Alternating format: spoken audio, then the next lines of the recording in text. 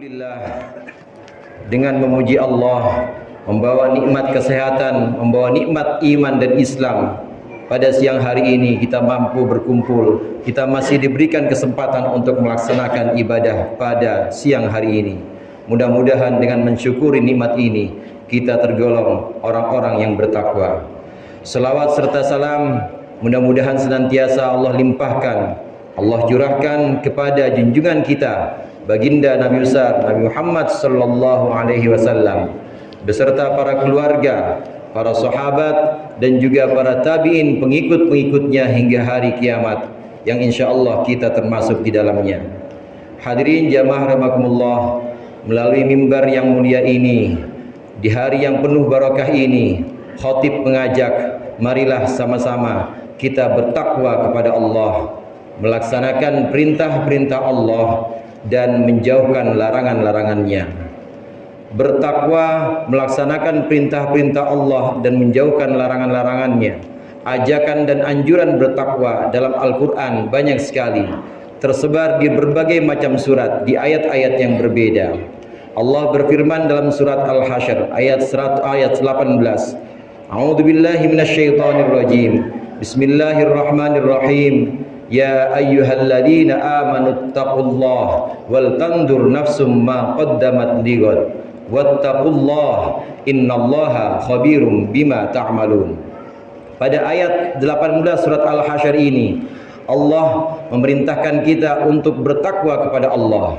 Yang dikandung dari surat Al-Hasyr ayat 18 ini, yang pertama adalah anjuran dan perintah kita untuk bertakwa, diiringi dengan muhasabah atau diiringi dengan melihat apa yang sudah kita lakukan. Jamaah rahimakumullah, hari ini kita sudah berada di penghujung bulan Desember. Hari ini kita sudah berada di penghujung tahun 2023. Oleh karenanya, di penghujung hari ini, maka hendaklah kita wal tandur nafsum ma qaddamat, hendaklah salah satu dari kita, semua dari kita melihat apa yang sudah kita lakukan, apa yang sudah kita perbuat, amal-amal apa yang sudah kita lakukan di tahun ini. Untuk apa kita menghitung-hitung ini? Ligodin, yaitu untuk hari esok. Hadirin jamaah rahimakumullah, kata godin di sini yang berarti esok, ini yang dimaksud oleh para ulama adalah bukan esok yang berarti setelah hari ini. Yang dimaksud dengan esok di sini adalah hari kiamat.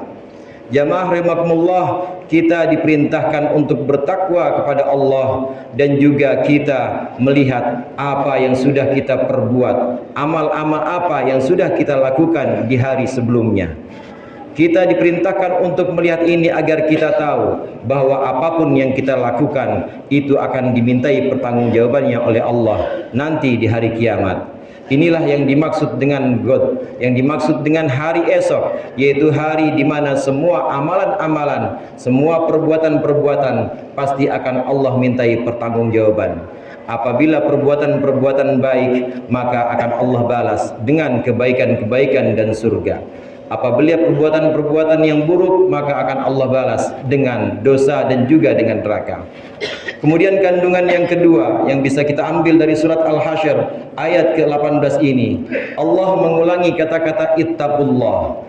Ya ayyuhalladzina amanu taqullah yang pertama. Wal tandur nafsum ma qaddamat lighad wattaqullah. Dan Allah perintahkan lagi untuk yang kedua kalinya di satu ayat yang sama.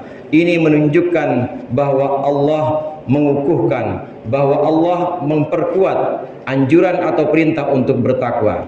Diulang hingga dua kali, ini menunjukkan betapa pentingnya takwa, betapa pentingnya akhirat, dan betapa akhirat itu harus didahulukan dibandingkan di atas dunia.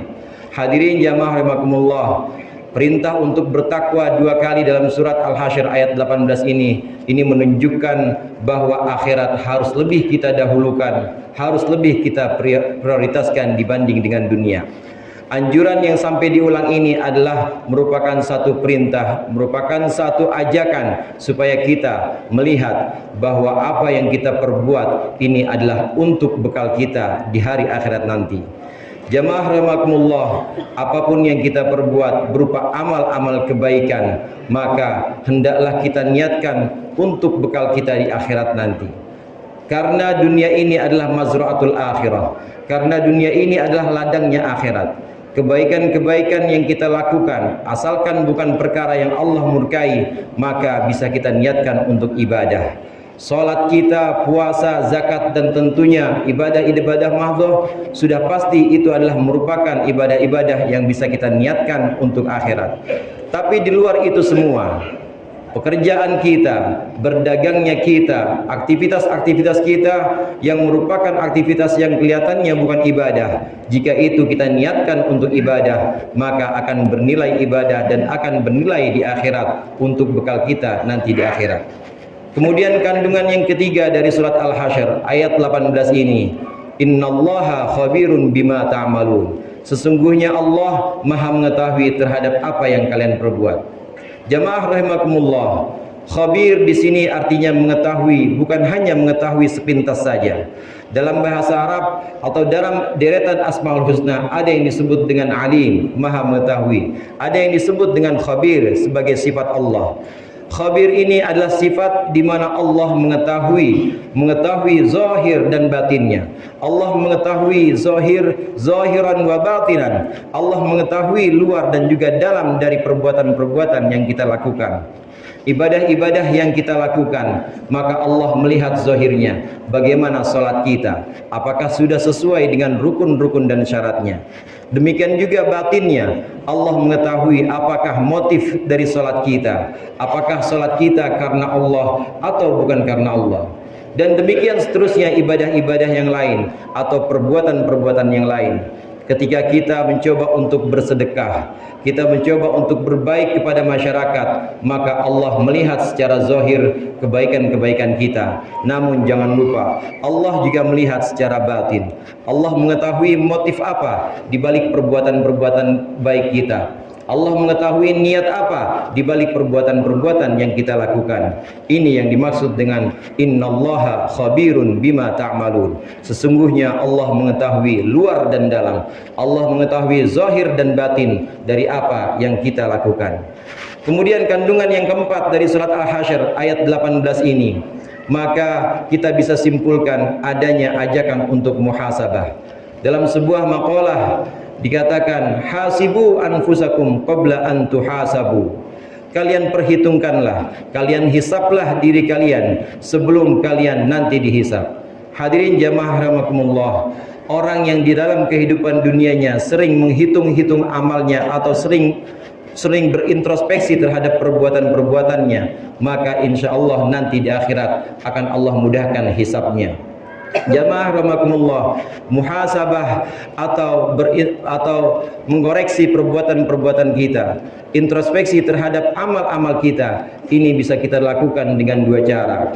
Yang pertama, bisa kita lakukan setelah kita melakukan perbuatan-perbuatan. Sebagai contoh dari ulama-ulama dan dari orang-orang soleh terdahulu, di antara mereka ada yang sebagian setiap sore ini kemudian berintrospeksi, setiap sore kemudian mengoreksi dirinya, amal apa saja yang sudah dia perbuat. Dia catatkan setiap keburukan-keburukan, dia catatkan setiap kebaikan-kebaikan dalam kertas.